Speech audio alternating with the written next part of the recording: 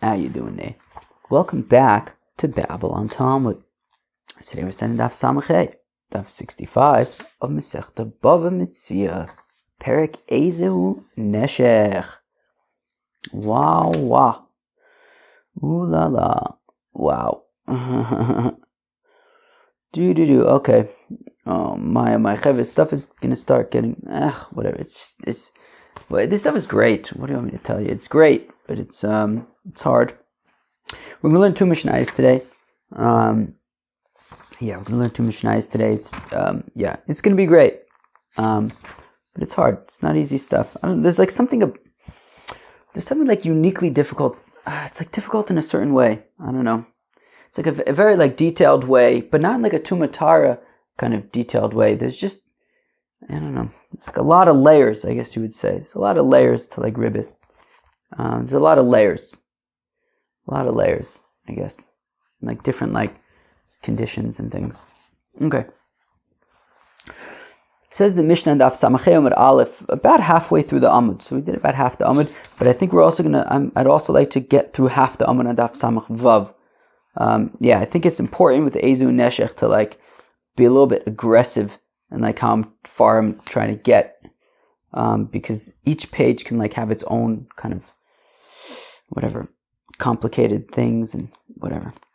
All right. Says the Mishnah on Daf Samachay Amud Aleph, about halfway through the Amud. Marbin al Asocher vein Marbin al Hamecher. So this is another detail of ribbis. Very, very, very interesting. Very, very interesting, but another sort of distinction when it comes to ribbis. And I mentioned this. I referenced this yesterday when we saw the important teaching that we started out with from Rav Nachman.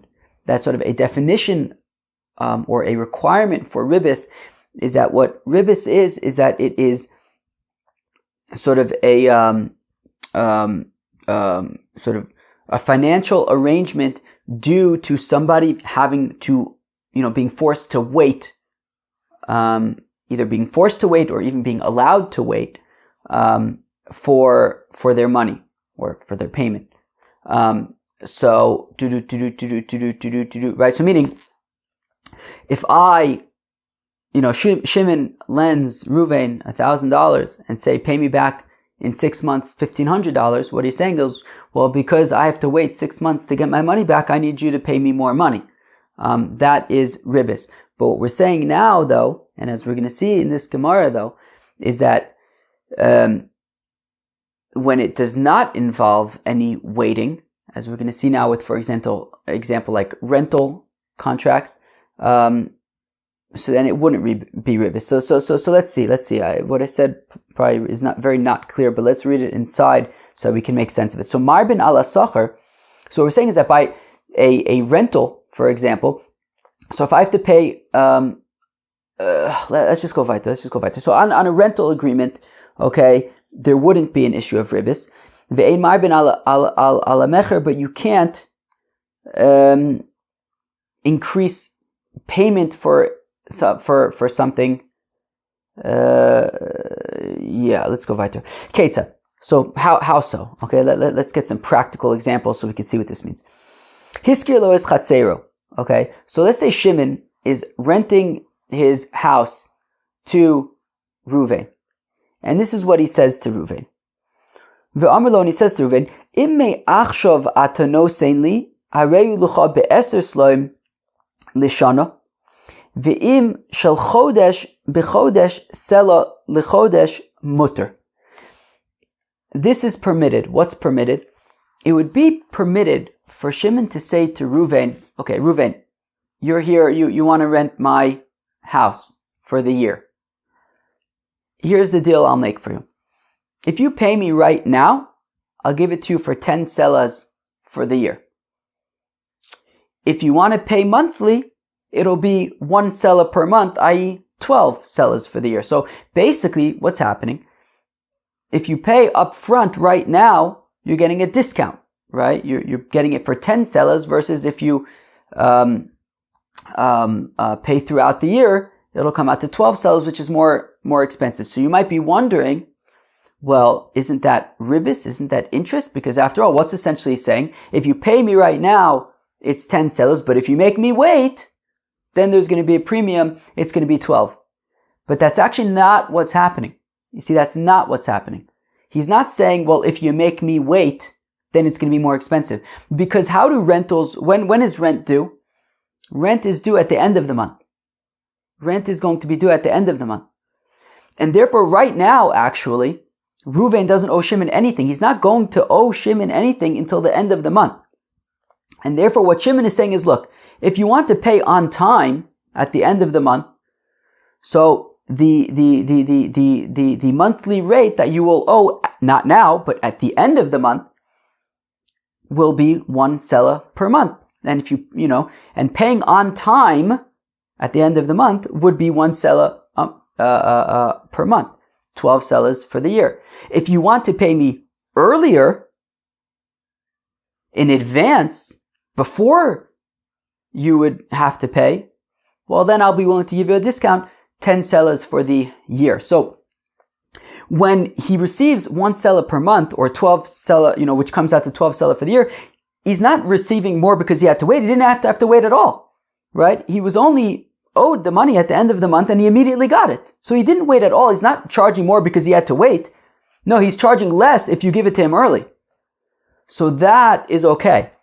So again, it kind of goes back to Rav Nachman's principle, which is that ribis applies when it is, let's say, a surcharge for having to wait. But here is if you don't have to wait, well then you can give discounts and that's fine.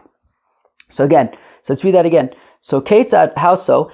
Hiskir lo es chatzero, if Shimon rents out to Reuven his chotzer, ve'amar lo, and he says, me'achshav atanosinli, if you pay up front right now, harei hu licha be'eser sloim, I'll give it to you for 10 selahs for the whole year, lishana for the year. But if you want to pay monthly on time rather than early, well, the monthly rent is v'im shachodesh bechodesh selah l'chodesh. That would be 1 selah per month, which is 12 selahs for the year. Mutter, that is acceptable. Machar lo es sadeu. But if Shimon is selling to Reuven his field, so now the sale happens immediately, right? I mean, Shimon is selling his field to Reuven today. And in that case, if he says, V'amar lo, if he says to Shimon, me'achshav atanosen li, if you pay me immediately, on time, today, when the sale happens, harei hi shelcha be'elef zuz, I'll give it to you for 1,000 for paying me on time. But if you make me wait, im legorim, but if you make me wait until the harvest season, when you can fill up your granary and sell grain to people and you'll have cash on hand to be able to pay me then, if you make me wait for then, b'shnei ma'aser mana, then I will sell it to you for 1,200 zuz. Also, that would not be allowed because then he's charging a surcharge for having to wait, and that is ribis.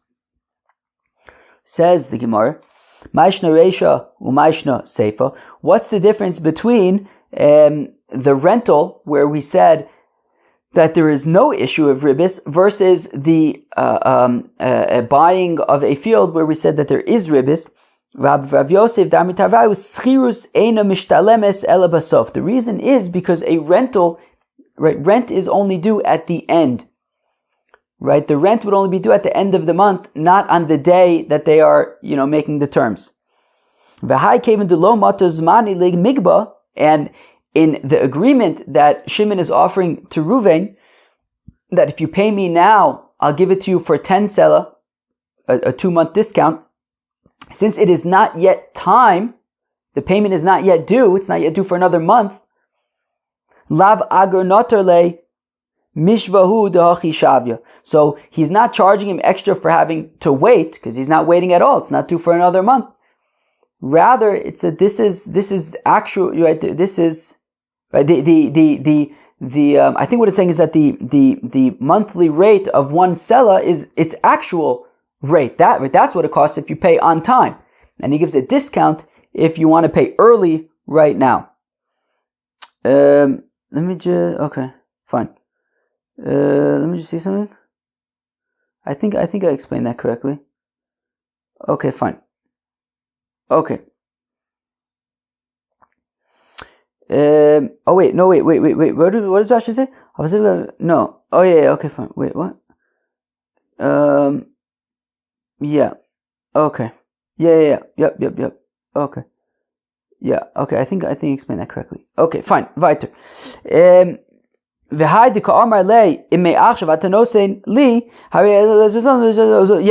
exactly what I was saying. Okay, exactly. Okay, I should have kept reading. Okay, where am I? So Lav Agar, I'm backing up a few, like a line. Lav Agar Notorle. This is not an issue of interest where it would be I'm charging you extra because you made me wait. Rather, Mishva Udachi Shavia. No, 1 seller per month, which comes out to 12 seller per year, is its actual value.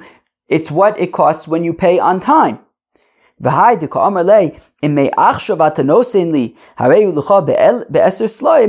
when he says, but if you give it to me early, now I'll give it to you for 10 sellers for the year, the shana for the year, ozulehu dikamozil gabe. He's giving him a discount from its actual price, which is the monthly price of 1 seller per month. Whereas Seifa, when it comes to Shimon selling his field to Ruvain today, since it's a sale, and therefore Shimon is owed the money now at the time of the sale. Therefore, if Shimon says, if you make me wait, then it's going to be 1,200. So then that would be interest because he's saying you need to pay more because you're making me wait. I'm owed the money now. If you make me wait, it's going to be more. That's a problem. Omar Rava says, Rava, Daku Barabonon B'amilsa V'okmu Akra, that the rabbis found a pasuk that supports this notion that rentals are due at the end of the term of the rental. Kischir shana b'shana. The pasuk says, like a yearly worker from year to year, schirus shel shana zo ena mishtalemes ela b'shana acheres. That a rental of this year is only going to be due at the beginning of next year, i.e., a rental is due at the end of the term. Okay. Okay, here are some interesting scenarios that we are going to see right now. Okay, vim legarin b'shneim aser mane aser. Okay, we said that, but if you make me wait until that's from the Mishnah, right? Where am I? Wait, was that not in the?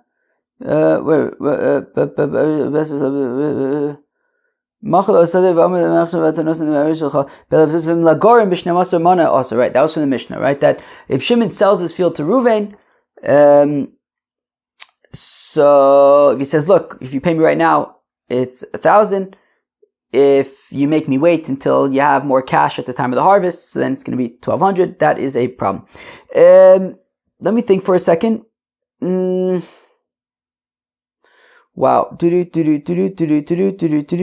I'm just trying to think how I feel like this has been happening a lot more recently, where like I feel like I need to kind of like explain the whole scenario. There's like a lot of like scenarios. I feel like I kind of like need to explain it first, and then okay, we're gonna see 3 scenarios right now. A scenario from Rav Nachman, a scenario from Rav Papa, and a scenario from Rav Acha, I think. And each one Rav Chama. And each one is kind of like unique and somewhat detailed. Maybe let's do them one at a time. Maybe that's what we'll do. Okay, so Amr of Nachman says of Nachman, Tarsha Shari. Okay, a Tarsha is permitted. So let's look at Rashi. What does Tarsha Shari mean? It's like to the right and like, I don't know, a little bit up, maybe 15, 20 lines up. Tarsha Shari, Limkor Schora Be'amtana Biyoser Midomea. So to sell something to somebody at a higher rate because the seller is waiting for his payment, it's permitted. You hear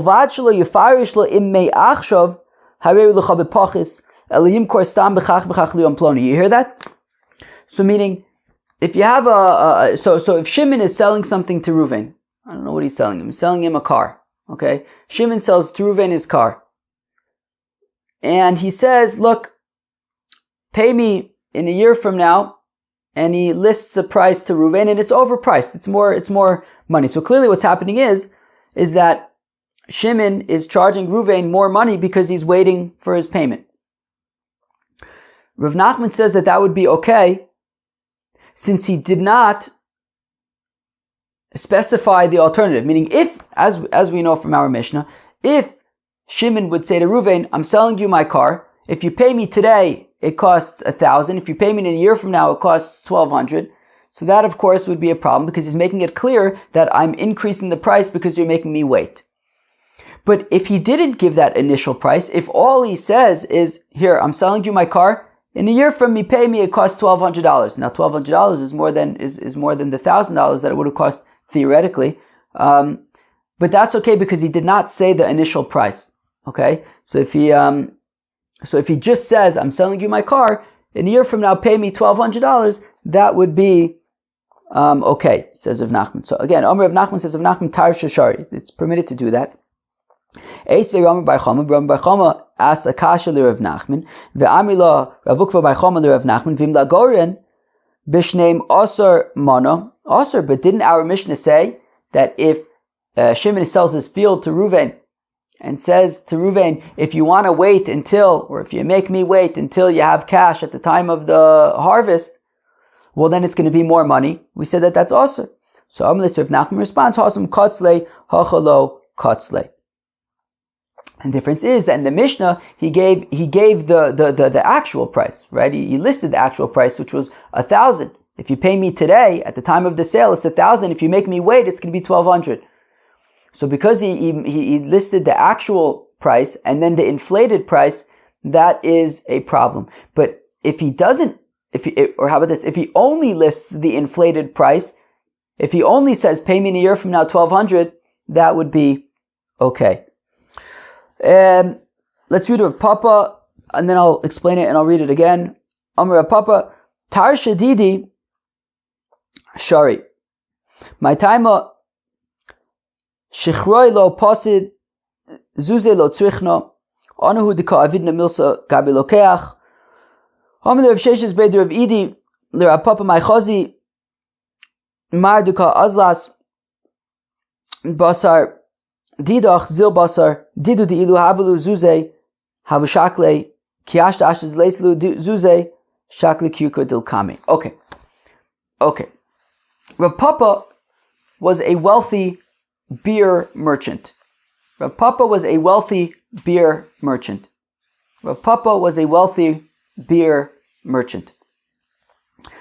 Now, beer during the Tishrei season would be very cheap. I guess that's when there was a lot of beer in abundance, and beer was cheap. Nisan time, there was less beer. I guess it was maybe further away from the harvest. There was just less available, I guess. And it was more expensive in Nisan. If you wanted to buy beer in Nisan, there was less supply, and therefore it was more expensive. Now, Rav Papa was wealthy.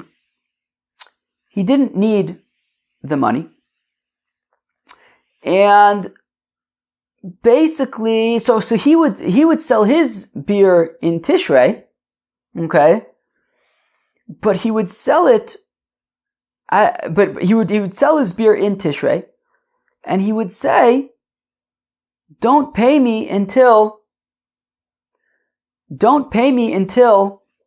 Nisan, and pay me at Nisan prices." Now the thing is, everybody else was selling their beer at the cheaper Tishrei prices. Rav Papa was saying, don't pay me now, pay me in Nisan, at Nisan prices. So on the one hand, you would think that it's interest, right? Meaning there's an established market rate, which is lower, and that's what people are charged, right? The current established market rate is a lower rate, and Rav Papa is saying, pay me later. And it sounds like what he's saying is basically, in exchange for me having to wait for you, I'm expecting you to pay me the higher Nisan prices. because I had to wait. But Papa, for his part, though, argues that no, I'm not charging them extra for waiting. He feels that it's in his right to be able to charge that amount because he says, look, I'm a wealthy guy. I don't need the money. Also, if I just hold on to right, I don't need to sell my beer right now. I could just hold on, right? Again, I don't need the money right now. I could hold on to my beer. It's not going bad. I could just hold on to it and sell it in Nissan for that amount. So I don't need to make it available now for people to buy. But I am making it available. If people want to buy, they could buy it. But they're gonna have to. I want to sell it for the Nissan prices. But I'm not charging them extra because they're making me wait. I'm the one doing them a favor over here. I don't need to sell my beer right now, but I am selling it. But I want to charge a higher price. So now, Rav Shisha's brother of Edi points out that while from his perspective it might not be ribbis, right? He's not saying like, well, you're making me wait, therefore I'm charging you more, right? That's not what he's saying. But from the perspective of the buyer, why would anybody agree to buy Rav Papa's beer for a higher price when there's so many people selling their beer for a lower price right now? The answer is because they don't have money available right now. And therefore what they're doing is they're agreeing, in exchange for the option to be able to defer payment to a later date, they're agreeing to pay a higher rate. So therefore from their perspective, they're being charged more because, right, for the option to be able to wait, right, for them to be able to wait and hold off on the payment, they're being charged more. So it gets back to this sort of concept of an inflated price due to sort of holding off on a payment and having an option to pay later. This time, it's not for making the seller, Rav Papa, wait, but rather it's for giving them the option to be able to defer payment. They're going to have to now pay a premium for that. That would be interest as well. So let's read that inside. So Amar Papa says, Papa, Tarsha Didi, my form of Tarsha, of sort of charging extra, Shari is permitted. My time, how come? Well, Shichroi lo pasid. Look, well, because I don't need to sell my beer right now. My beer isn't going bad. I could just store it until Nissan and sell it for the higher Nissan price. Zuze lo tzrichnen, I don't need money. I'm a wealthy person, so I'm not selling it now because I need the money. So Anuhu diko avidna milsa gabi lokeach. I'm doing them a favor. I'm making my beer available for sale now. If they want to buy it, and but I want to charge the price that I want to charge. But says if Sheshes Breder of Edi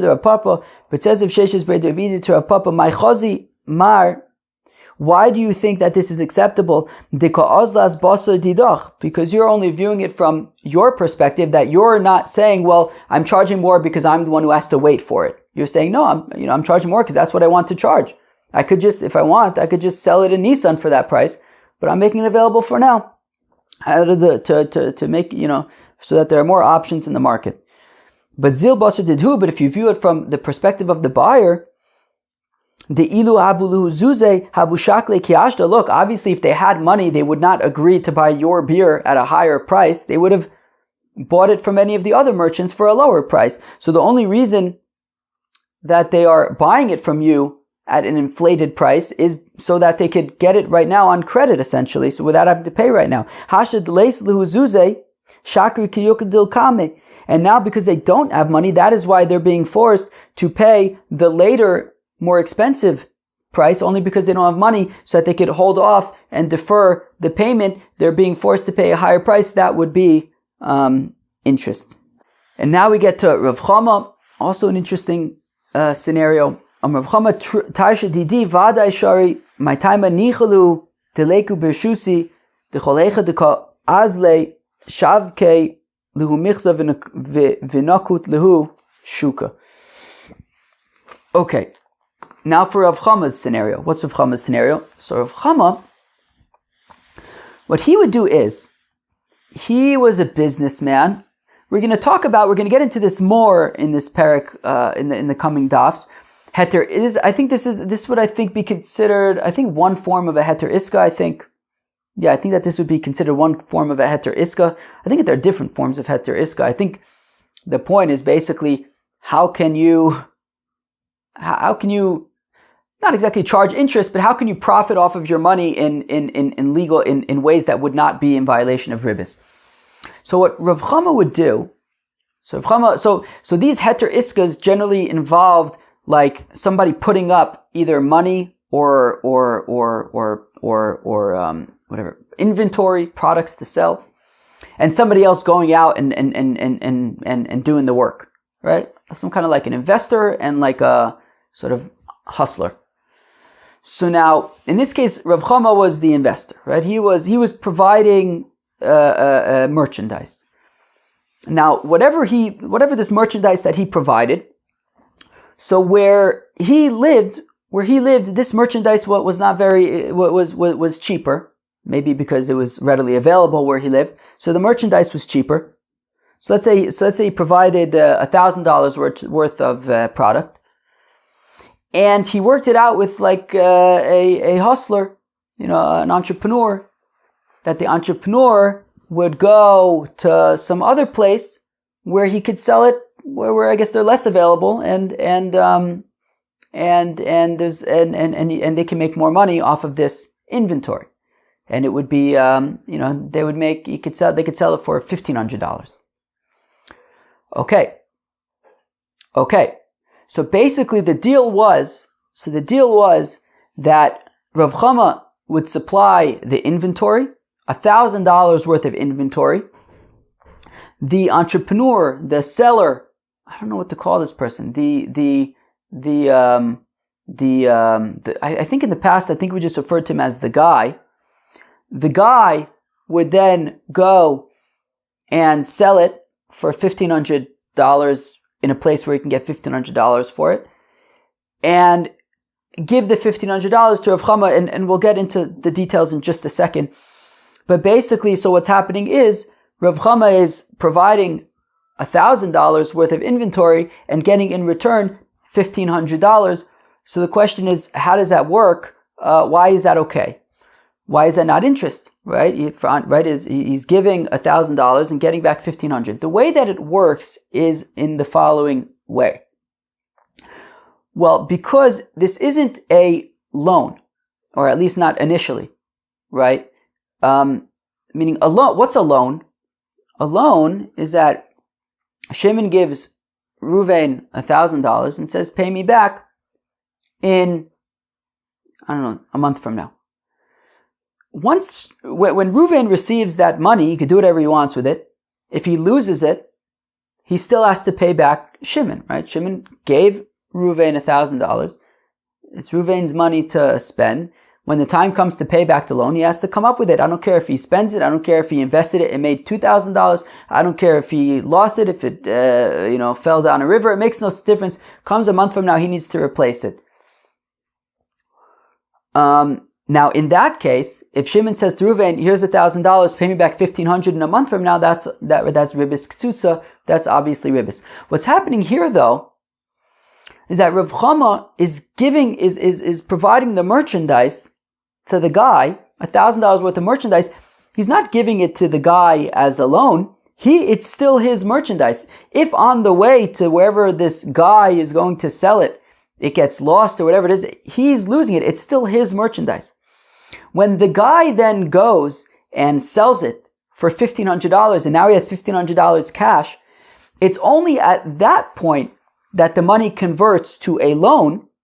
At that point, Rav Chama is loaning the guy $1,500, and it's his now to spend, right? And that's what's in it for the guy, right? Why would the guy ever agree to this deal if he's just selling it and giving all the money back to Rav Chama? Well, what's happening is once he sells it, the money is now his as a loan, and he can do whatever he wants with that money now. He can invest it, he could buy other merchandise, and seems to be what he's doing. He can now spend, right? It's now his $1,500 as a loan to buy and sell things in that other place and make some money.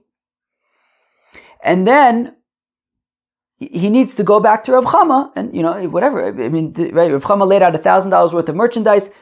He said, look, sell it for $1,500, take the $1,500, do whatever you want. For all I know, the guy made $10,000 and he makes $8,500 profit, whatever it is. He just needs to pay back Rav Chama the $1,500. Right? That once he sells the merchandise for $1,500, at that point it converts to a loan. That loan needs to be paid back to Rav Chama $1,500. This money he can now buy and sell things, do whatever he wants with it. Whatever profits he makes, they're his. He just needs to repay the $1,500 to Rav Chama. That is how Rav Chama can provide $1,000 worth of merchandise and receive $1,500 in return. The only question, though, is that and there's a little bit that's missing. Rav Chama gave basically a loan of $1,500, but the loan isn't exactly free, right? Because Rav Chama is also providing value, right? The person bought and sold things for him. He's traveling. He's doing right. Meaning, so he's receiving not just the $1,500 in return, but also the fact that the guy did all sorts of work for him to get that money. I think that's the value that is like the work that went into getting that money. Rav Chama got while he was sitting in yeshiva and learning. So the question is, shouldn't that be considered interest? So the Gemara says, no, that's not considered interest, because since Rav Chama was a Talmud Chacham, so there were other benefits, there were other doors that were opened to the guy at the market. For example, he wouldn't have to pay tax, right? Since he's a messenger of Rav Chama, he didn't have to pay tax. Or alternatively, when they came with the stuff that they bought that they wanted to sell, they would freeze all other vendors and only they would only buy from Reb Chama's messenger that was there. So they had other perks that came with being the messenger of Reb Chama. So in exchange for those perks, they kind of they exchanged sort of the work that they were doing for Reb Chama for those perks. So that kind of canceled each other out, and then he can get back his $1,500 loan repaid to him. Wow, that was a lot of context to explain this arrangement. So for 2 lines of Gemara, I guess most of it is not in the Gemara. So Amar Rav Chama Tarsha Didi Shari. So my version of Tarsha, where I lay out $1,000 worth of product, they then go to some other place and sell it for $1,500. At that point, it converts to a loan, etc. My time, how come that's acceptable? What about the fact that I'm receiving more than $1,500 because I'm receiving $1,500 plus whatever value the guy provided? So nichalahu, because they get added benefit of being my messengers, deleku bershusi, that they should, that they should represent me, or that they should kind of be coming from me. Wherever they go, shavkilu michsa, they don't have to pay tax. Vinakut lu shuka, and they also hold up the market, and nobody else, they don't buy from anybody else except for them, since they're representing me, and I'm a Talmud Chacham. So, therefore, so that is kind of so we kind of exchanged values there, and I can get back my $1,500. V'chsak Rav Chama. So the halacha is like Rav Chama, that would be acceptable. That would be kind of an acceptable form of heter iska, a permissible way of kind of making a return on investment. To the exclusion of Rav Papa, that Rav Papa's was a problem, because since, even though from his perspective it wasn't ribis, but from the perspective of the buyer it was ribis, being forced to pay more for kind of the postponed payment. Apparently, I think the halacha would also be like Rav Nachman, though, that in scenarios where the price is not a fixed price, he can give a higher price as long as he doesn't mention the lower price.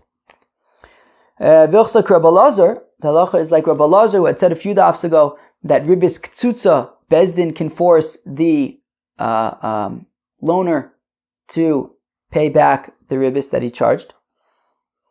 V'chsak Rabbi Yanai, the Amar Maliein Malidmein, and the halacha is also like Rabbi Yanai, who said that when Ruvain gives Shimon some money at the current price, and then later on they get the product and it increases in value, we say that that's fine.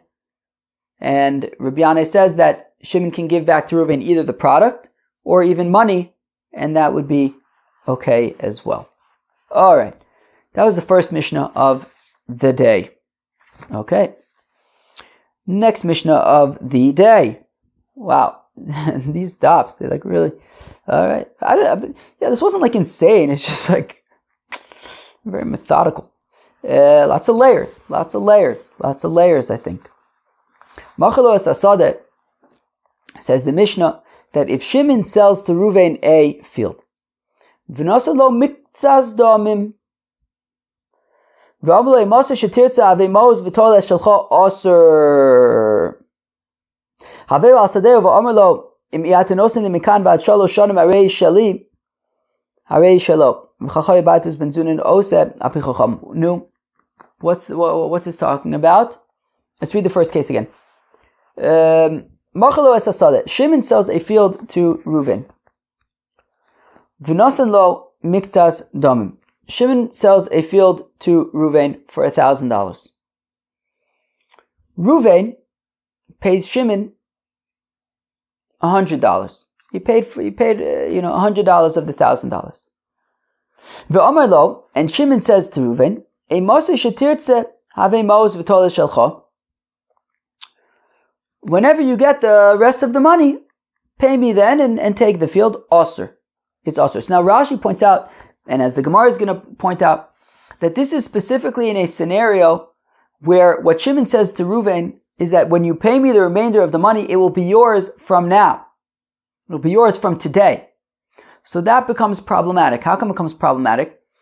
Well, if Reuven, what if Reuven is eating from the field, right?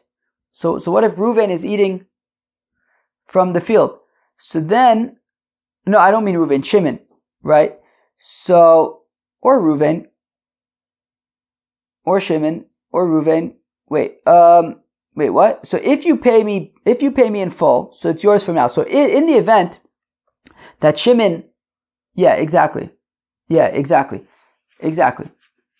I keep on just throwing around Reuven and Shimon without even thinking about who I'm talking about. But Shimon is selling the field to Reuven, okay, for $1,000. Reuven pays him $100 today.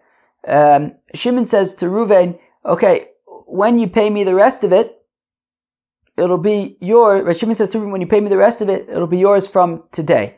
So when he gets the rest of the money, it's Reuven's from today. If he doesn't end up paying, so then Shimon will give the Reuven's money back to him, and Reuven won't get the field. I hope I'm not mixing up Reuven and Shimon. So now here's the problem. So Shimon sells the field to Reuven for $1,000. Reuven pays him $100 today. Shimon says, whenever you pay me the remainder, the field will be yours from today. A year later, Reuven pays Shimon the remainder of the money. And now, the field, right, Reuven pays Shimon the remainder of the money. Now the field becomes Reuven's from today. The thing is, what if during the course of this year, Shimon continued eating from the field? Well then, basically what happens is, the field, Reuven no longer paid $1,000 for the field, while Shimon was waiting for the remainder of the money, he was eating from the field. So essentially, and we're saying that it's Reuven's now retroactively from today, so essentially throughout the year then, these fruits were really Reuven's. So what Reuven paid Shimon is really the $1,000 for the field, but also while he made Shimon wait, he was also providing Shimon with fruits. So he paid Shimon, because he had made Shimon wait, he paid Shimon $1,000 plus whatever fruits he provided. So that's avak ribis. Alternatively, what if Reuven comes back to Shimon a year later and he says, you know what, Shimon, I'm not going to buy. I'm not going to pay you the rest of it. Here, give me back my $100, and whatever. I'm not going to buy the field. The problem there is, what if Reuven's been eating from the field? Because in that case, right, Reuven already gave Shimon $100. So basically it was a loan to Shimon, right? Meaning he gave Shimon $100, and since he didn't end up paying the rest, and he didn't go ahead and buy the whole field, he says, okay, give me back the money. Shimon has to give back the money to Reuven, so it's essentially a loan. Reuven loaned Shimon $100. Shimon's repaying $100. The thing is, since Reuven isn't buying the field, that means it was Shimon's the whole time. But if Reuven was eating from the field, so then essentially,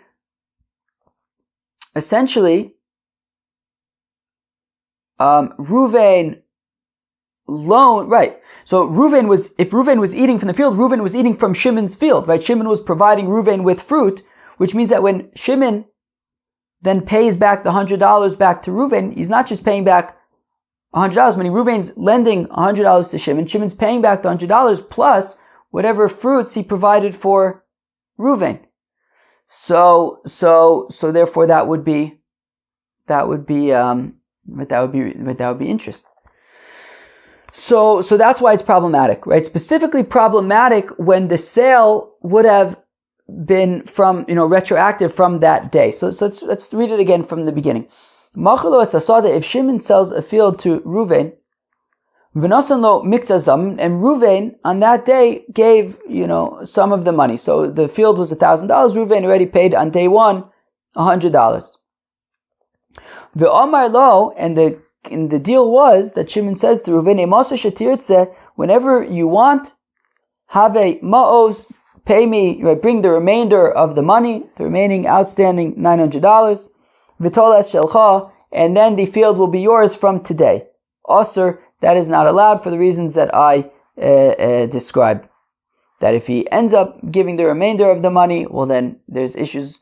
Shimon's got ribis issues. If he doesn't give the rest of the money, then Reuven's got ribis issues. Fine. Also, Hilveyu al Sadeu. Next case, which we'll get into the details tomorrow. Hilveyu al Sadeu. Shimon lent Reuven $1,000, and the deal is ve'amar lo. And Reuven says to Shimon, Shimon says to Reuven, if you don't repay me within 3 years, so if 3 years are up and you haven't yet repaid me, harei shali, I'm taking your field. Harei shalo, well then it will belong to Shimon. So Shimon lends $1,000 to Reuven and says to Reuven, you have 3 years to pay me back.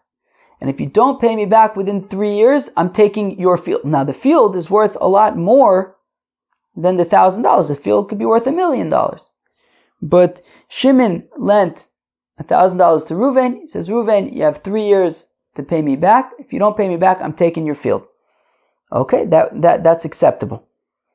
That's acceptable. V'chein hoya baitus benzunin osa pichachom, and baitus benzunin would do that. I guess he would make these kinds of deals with if you don't pay me back, I'll get your field and things like that. Okay, so now frekti Gemara, mi ochel peris, Rav Huna Amar mocher ochel peris, Rav Anan Amar mishalshin esa peris v'lo plige, hada Amar l'chimaisis knei, hada Amar l'chimaisis kni me'achshav. Okay. So the question is that in this scenario where Shimon sells a field to Reuven, and Reuven, right, for $1,000, Shimon sells a field to Reuven for $1,000, Reuven pays Shimon $100. And the deal is, whenever you have $900 more, right, Shimon says to Reuven, whenever you have the remainder, you'll pay me back. So the question is, who can eat the fruits during that time? So we see two options, right? So Rav Huna Omar mocher ochel peris, Rav Anan Omar mishalshin es peris. That Rav Huna says that Shimon eats the fruits in the interim, whereas Rav Anan says that we have to put the fruits in escrow for the reasons that I explained earlier. And we say that there is no argument. Rav Huna and Rav Anan don't argue. They're talking about two different scenarios. Rav Huna's, right, so one scenario is like we described in the Mishnah, that he says that when you pay me back, it'll be yours from today. The other scenario is when he says, when you pay me back, it'll be yours from that day, but up until then, it's mine. Okay, there's like a lot of pieces here that are kind of scattered. Let's kind of tie them up. Okay, so we saw two opinions. One opinion is that Shimon eats the fruits in the interim. The other opinion is that they're put in escrow. And we say that we don't argue. How come? Well, in the scenario like we described in the Mishnah, when Shimon says, okay, I see you paid me $100 now. When you pay me the rest, it'll be yours from today. Well, then we run into trouble. We run into trouble because if he ends up buying the rest of the field and Shimon's been eating from the fruits that whole time, well, then it's going to be interest on Shimon's part. If he says, you know what, I can't buy the rest of the field, just give me back my $100, and Ruvain's been eating throughout, so then it's going to be interest on Ruvain's part. So therefore, in that case, when he says that when you pay the rest of the money, it's going to be yours from today, from the beginning, from retroactively, well then there's issues of interest, and therefore the fruits must be, put in a huge freezer in escrow. The other opinion was that Shimon is entitled to the fruits throughout, and that's because that's in a scenario when he says, when you pay me, it'll be yours from that point on. When you pay me in full, at that point it's yours. Until then, it's mine. And therefore Shimon, throughout, it's still his field, and he eats from the fruits. So let's read that inside. Mi'ocha peris. So in this deal, when Shimon says, when Shimon sells his field for $1,000, Reuven pays 100 of it, and the deal is, you'll pay me the rest later on. So during the interim, who eats the fruits? Rav Huna Amar Mocher Ochel Peris. So Rav Huna says that Shimon eats the fruits. Only Shimon eats the fruits throughout. Rav Anan Amar Mishalshin Esa Peris. Whereas Rav Anan says we have to simply put the fruits in escrow until we figure out if Reuven is going to end up paying the rest of the money, in which case we'll release them to him, or if he says, I'm not going to be paying the rest of the money, in which case we release the fruits to Shimon. And they don't argue that when Shimon says, when you pay the rest of the money, at that point it will be yours, so then Shimon exclusively eats the fruits up until then. Whereas when he says, when you bring the remainder of the money, it is yours from now, well, that retroactively, well then it becomes tricky, and we have to put the fruits in escrow. Okay. Weiter. Tani Reb Safra taught beribis devei Reb Chia, by the ribis of Reb Chia. Paimim she, I guess from the Brises of Reb Chia, I don't know. Paimim she shneim mutarin, paimim she shneim asurim. Ufaim she mocher muter v'lokeach aser, ufaim she lokeach muter u'mocher aser. So there are times when both Reuven and Shimon can eat from the fruits. Paimim she shneim asurim. There are scenarios where neither of them can eat from the fruits. Ufaim she mocher muter v'lokeach aser. There are times when Shimon can eat the fruits and Reuven cannot. Ufaim she lokeach muter u'mocher aser. There are times when Reuven can eat the fruits and Shimon cannot.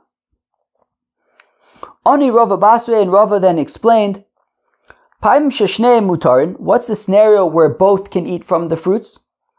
The Amar Le, that Shimon says to Reuven, Knei kishir zuzech. Look, Shimon says to Reuven, look, you're giving me $100 right now, right? Shimon says to Reuven, look, I'm selling you the field for $1,000. You gave me 100 right now. 10% of the price, 10% of the field is yours. Okay, so he goes and he says, okay, this 10% of the field is yours. You can eat the fruits from that area, and I'll eat the fruits from my area, or I don't know, maybe you can eat 10% of the fruits and I'll eat the other, whatever it is. If he says, okay, you own whatever portion of the field relative to how much money you've paid me, so they can each eat from the field relative to the amount of ownership that they have. That's the scenario where both are mutter. And then, as we've explained, that there are scenarios where neither Reuven nor Shimon can eat from the field, and they have to put the fruits in escrow, and that is that when you pay the remainder, it will be yours retroactively. Then it becomes tricky because, depending on what ends up happening, either Shimon could have eaten, Reuven could have eaten, so it becomes tricky. Therefore, neither one can eat, and they put it in escrow. So there are scenarios. There's a scenario where Shimon can eat from the field, but not Reuven, as we saw earlier with Rav Huna, that when you bring the remainder of the money, at that point it will be yours. Until then, it is mine. So Shimon can eat from the fruit from the field, in the fruits of the field until then. And there are scenarios where it is where Reuven can eat from the field, and Shimon cannot. To Amarle, that if Shimon says to Reuven, Knei me'achshav, right? Shimon says to Reuven, acquire the field right now. It's yours from now. V'zuzoi lehavu halva gaboch.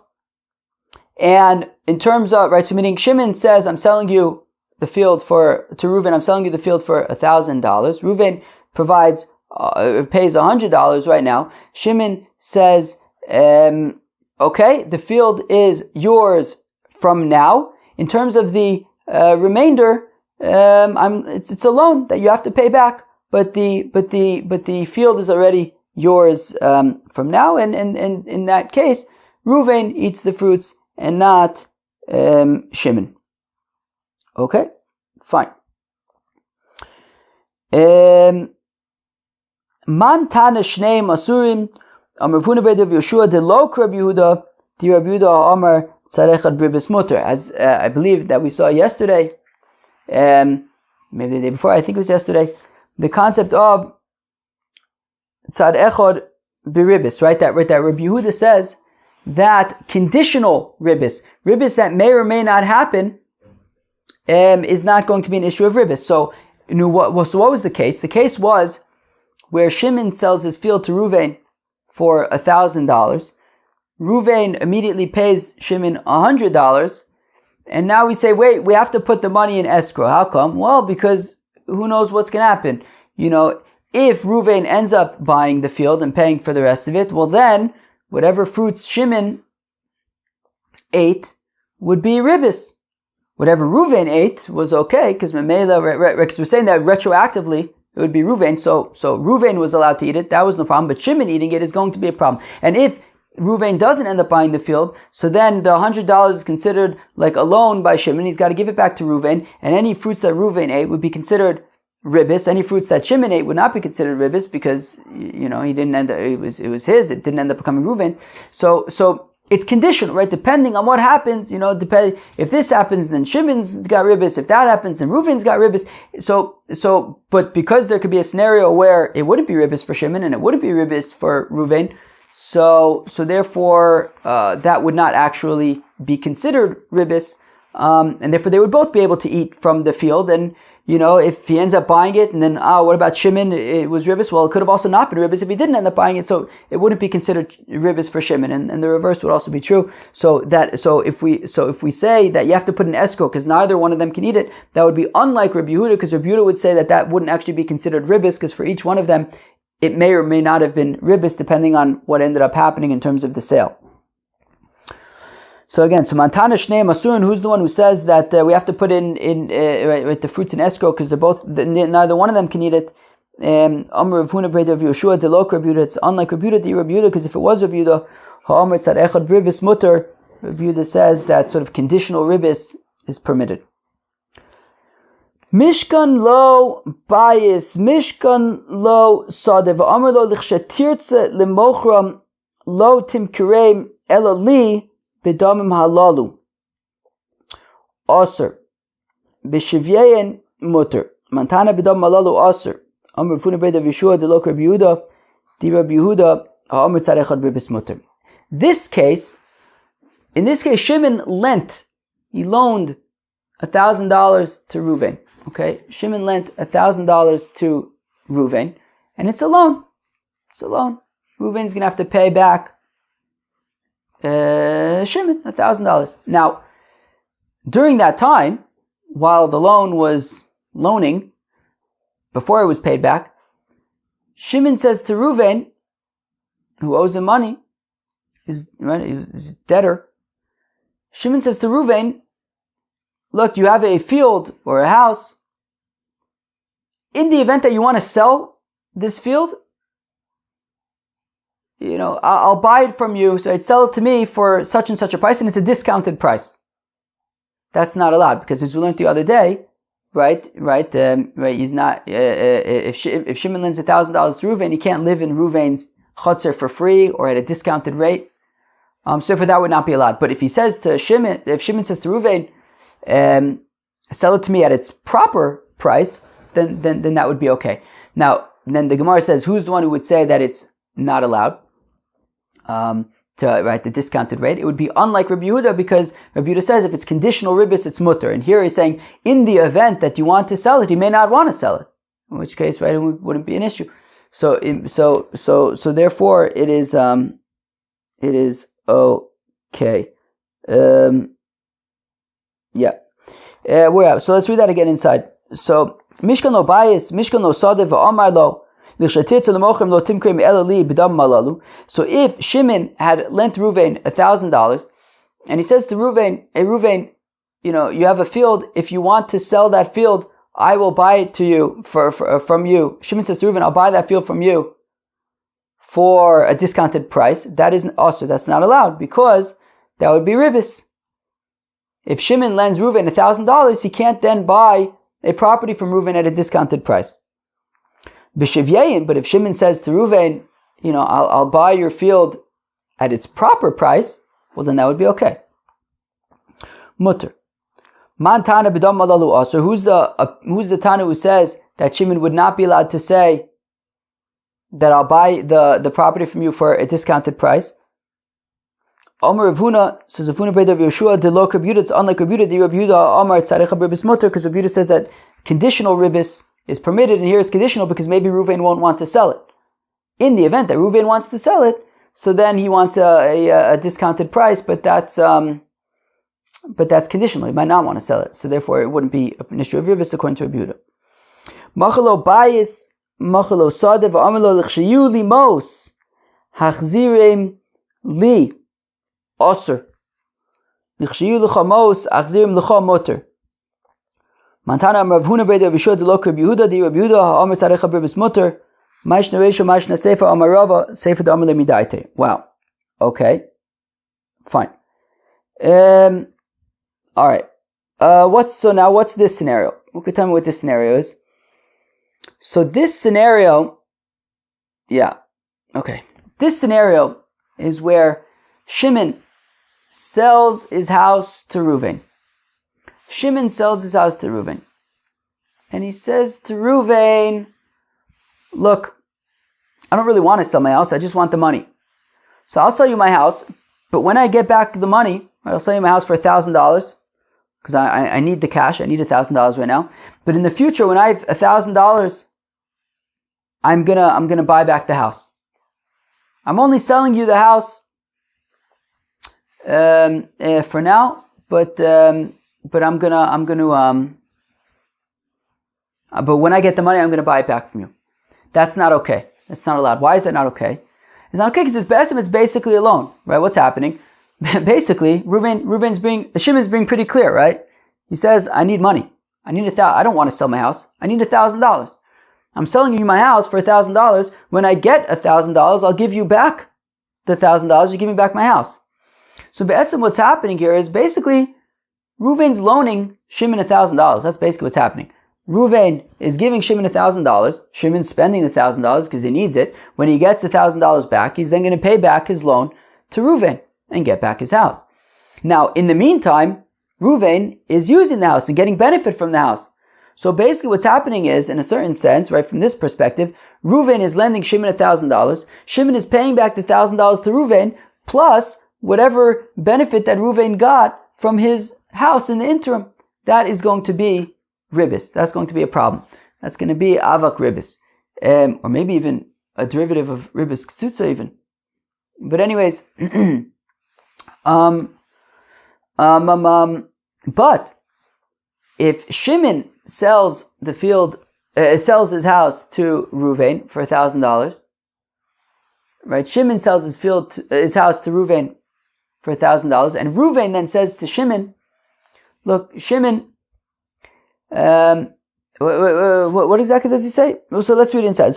Machalo bais, machalo sode. If Shimon sells to Reuven his house or his field, ve'amarlo, and he says to Reuven, "Lichshayu li maos achzirim li." When I'm selling you my field or my house for $1,000 because I need $1,000. When I in the future have $1,000 available, I want you to give me back my house, and I'm going to give you back your money. Also, that's not allowed because, as we said, it's basically a loan to Shimon. He's paying back his loan, so Reuven's getting back the money that he paid plus whatever benefit he got from the house. That's not okay. But if what Reuven says at the time of the sale is, "Look, Shimon, I know you really love your house. When at a time when you have $1,000 available, you let me know. I'll be happy to give you your house back." Well, in that case, it's mutter. In that case, it's permitted. The Gemara is about to ask why, but okay. Mantana, who is the Tana who would say that in the first case, when Shimon says that when I get the money back, give me back my house and I'll give you back your money, so it's a problem. So it's not like Rabbi Yehuda. He said that conditional ribis is mutter, and in this case, I guess maybe he never will get the money back, right? I believe I think that is the point. Is that right? Maybe he never will get the money back, and therefore, it never will come to ribis, so therefore, it can't be like Rabbi Yehuda. Rabbi Yehuda would say that case would be okay. Fine. Mashna ratio, mashna seifa. How come it's okay in the second scenario where Reuven says to Shimon,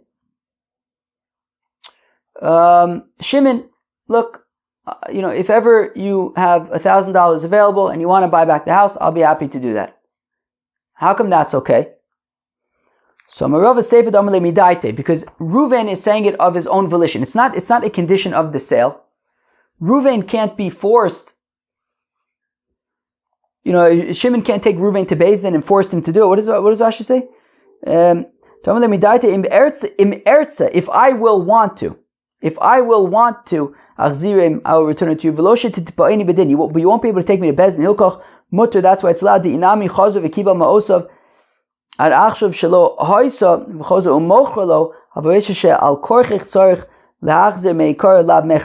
difference is that in the first case, Shimon is working it into the conditions of the deal that he needs to return it to him, and therefore there's an issue of ribis.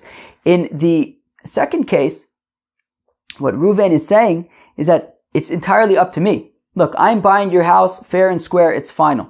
Okay? I'm buying your house for $1,000, done. In the future, if you have $1,000 available and you can buy it back, you can afford to buy it back, I will consider selling it back to you. In which case, the initial sale is done. If Reuven wants in the future to sell it back to Shimon, at that point it will be a completely separate sale, and that is why it's okay. Because what Reuven is saying is the initiative is entirely mine.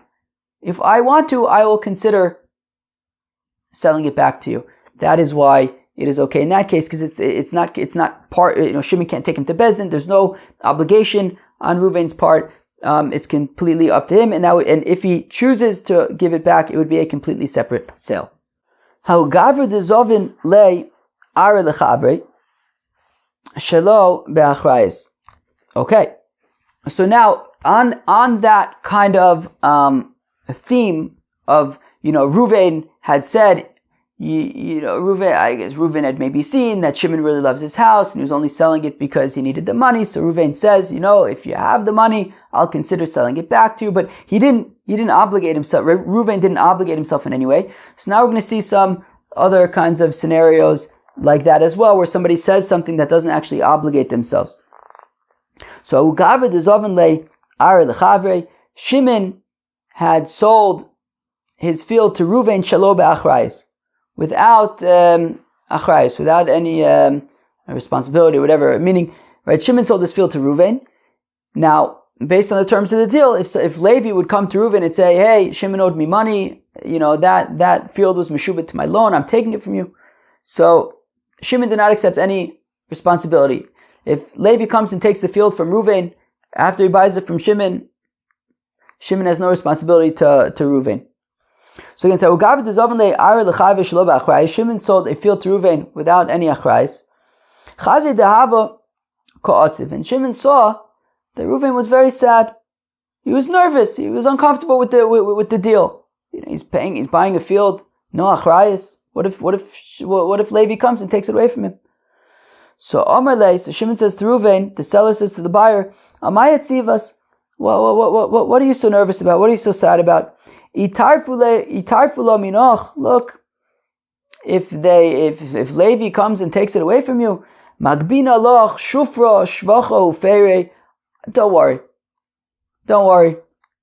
I'll pay you back from my best lands, whatever increased value you brought to the land that you're buying, whatever fruits came to it, I'll replace it all from my best lands.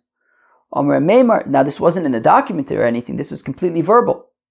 Omer Meimar says, Meimar pitume mile ba'al mahu, it's fluff. These aren't actually legally binding. Shimon was just trying to make Reuven feel better, right? Reuven just bought his field without any achrayis. He was nervous. Shimon was only saying that, to kind of take off the edge from Reuven, but he didn't actually legally commit to anything. He doesn't actually have to pay back Reuven anything. Omerle Ravashi la Meimar. Now, says Ravashi ta Meimar, Taima mai. How come you're saying that when Shimon says that if Levi comes and takes it away from me, I'll pay you back? How come we're saying it's just fluff? It's not real. Kevin de lokeach ba'i leasduye v'cha mocher komasni omar patume mile ba'almahu. Well, it says Rav Ashi Tamimar, I assume it's because who needs to be making this stipulation? Reuven, the buyer. He's the one who stands to lose. He's the one who's nervous. He's the one who needs to make sure that he's going to be safe. He's the one who needs to make sure that if Levi comes and takes it away from him, he's going to be able to get it back. Yet this is backwards. Shimon's the one who seemingly out of the goodness of his heart is saying, oh, I'll replace it for you. Don't worry about it, without actually making any documents or making it legally binding or anything. So therefore, it's just fluff. Really, Reuven's the one who needs to be making sure that he's got his back covered. Shimon's not the one who should be coming and saying, don't worry about it. So therefore, for the fact that it's Shimon, the seller, it's fluff. He's just, trying to make Reuven feel better, but it's not actually, it doesn't hold any substance. So again, so from the top line of Samach Vav Mud Aleph, Amalei Rav Ashi, Lamem says, Rav Ashi, time of my, how come you're saying that Shimon's reassurance is just fluff? Because it's backwards. Since Reuven, the buyer, is really the one who should be, saying, hey, I need to make sure that my back is covered. And here it's backwards. It's Shimon who's the one who's saying, hey, yeah, I know you're concerned. Don't worry about it. I'm looking out for you. I'm a good guy. You say, it's just fluff. But what about our brisa that we just quoted when Reuven says, I will, Shimon sold his house to Reuven. Reuven says to Shimon, hey, I know that you really like your house. If you get, if you have cash available, I'll sell it back to you. And we say in that case, Reuven says, look, Shimon, when you have $1,000 available, I'll return it to you. Mutter, we say that's okay. Now in that case, that really Shimon is the one who should be making the stipulation. Shimon is the one who should be making sure that, if he really wants to be getting back this property, he's the one who should be making sure that he's going to get back the property. Mocher lo. asni. Wait, what? Yeah, and yet, again, and yet Shimon is not the one who's making the condition. V'lokeach komasni. It is Reuven who's making the condition. V'amrinan, and we say, Maishna Reisho, Maishna Sefer. What's the difference between when Shimon makes the condition versus when Reuven makes the condition? V'amar Rava, says Rava, Sefer de Omer le midaite. And Rava says, well, when Reuven makes the condition, he makes it clear that only if I want to.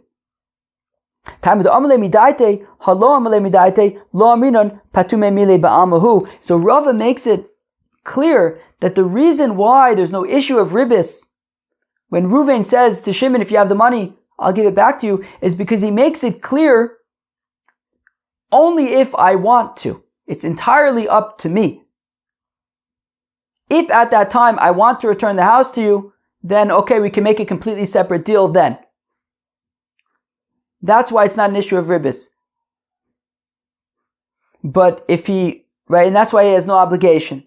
But if he wouldn't have been clear that it's dependent on my desire to do so at the time, well then, he would have obligated himself. He wouldn't just say that he's saying fluff. If he would have said, look, Shimon, when you get money, meaning Shimon sold his house to Reuven, he didn't really want to sell his house, he just needed the money.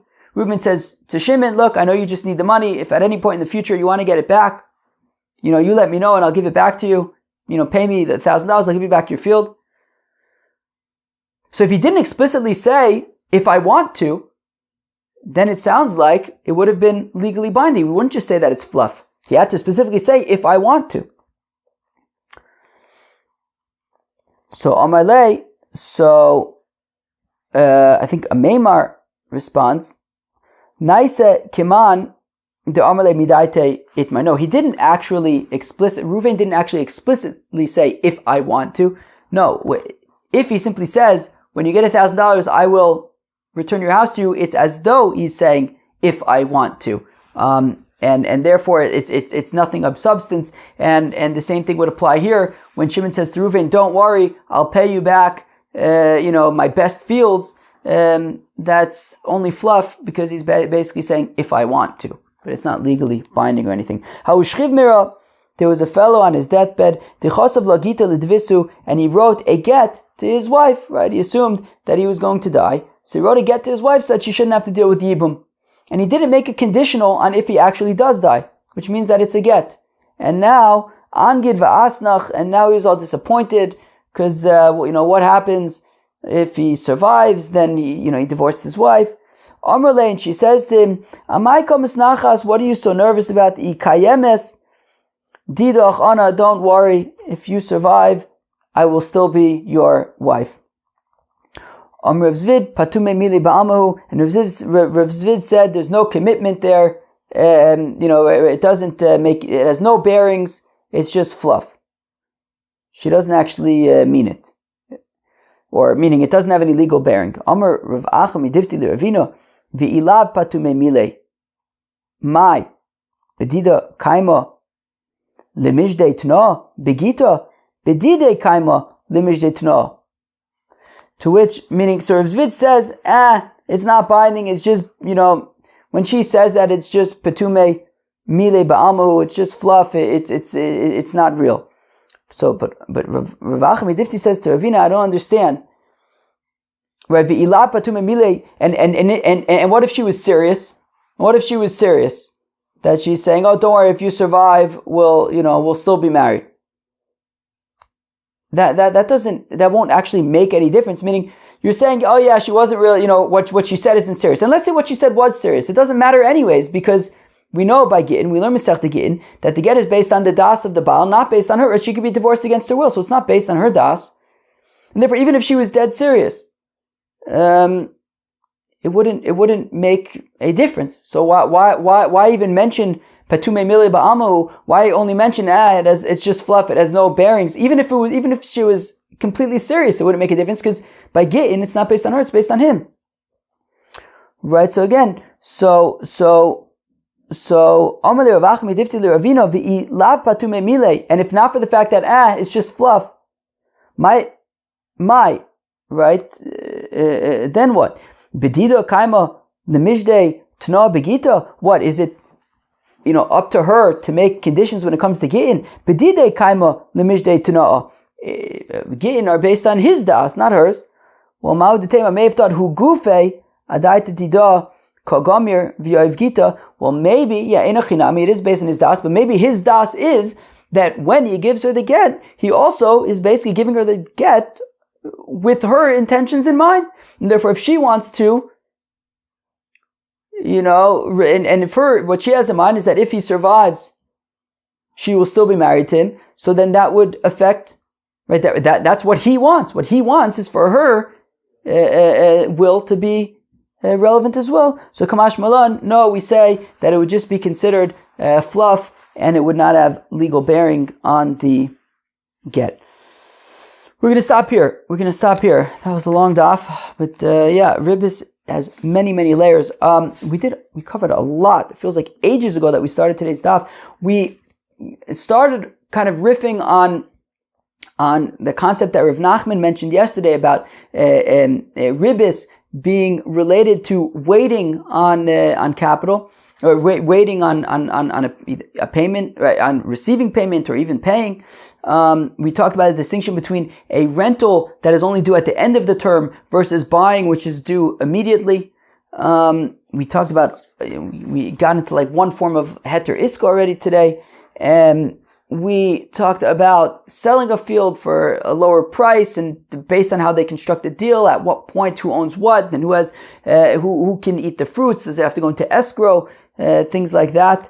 And then, all sorts of like ribbis kinds of considerations. We talked about Reb Yehuda with Tzad Echad Ribbis. We talked about Patume Mile Ba'alma, which is, just kind of words that are just fluff and stuff. Tomorrow we're going to start getting into kind of a new sugya, which is about the second part of the Mishnah, basically, when Shimon lends Ruvain money, and he says, if you don't pay me back in 3 years, then, I get your field. That's a whole thing. We're going to kind of get started on that tomorrow. Peace out.